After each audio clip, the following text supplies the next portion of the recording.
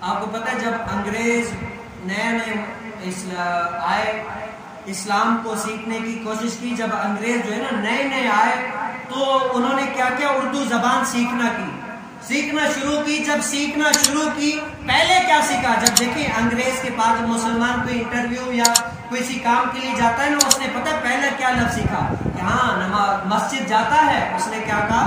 ہاں مسجد جاتا ہے۔ تو وہ کیا کہتا ہے؟ نہیں میں مسجد نہیں جاتا، وہ میرا ابو جاتا ہے۔ ہاں بولے ٹھیک ہے۔ پھر جب تھوڑا ترقی کی، ہاں نماز پڑھتا ہے، کہا نہیں میں نماز نہیں پڑھتا، میرا باپ نماز پڑھتا ہے۔ Well done, very good. اس کو ڈیوٹی پر رکھو، اس کو کام دو کہ یہ مسجد بھی نہیں جاتا، نماز بھی نہیں پڑھتا، ہمارا کام جو ہے نا یہ مسلمان جو نام کا ہے وہی کر دے گا، جو ہمارا مقصد ہے وہ یہی کر دے گا، کیونکہ نہ اس کا مسجد سے تعلق ہے نہ نماز پڑھتا ہے، جو ہمارے مقاصد ہیں وہ یہی کر دے گا۔ کیونکہ غیر مسلم نے ایک سازش چلی نا، وہ آج دیکھ لیں، آج مسلمان پہلے صبح اٹھ کر اپنے سب کچھ دنیاوی کام کے لیے اگر صبح سویرے کام ہے تو وہاں جائے گا لیکن نماز نہیں پڑھے گا۔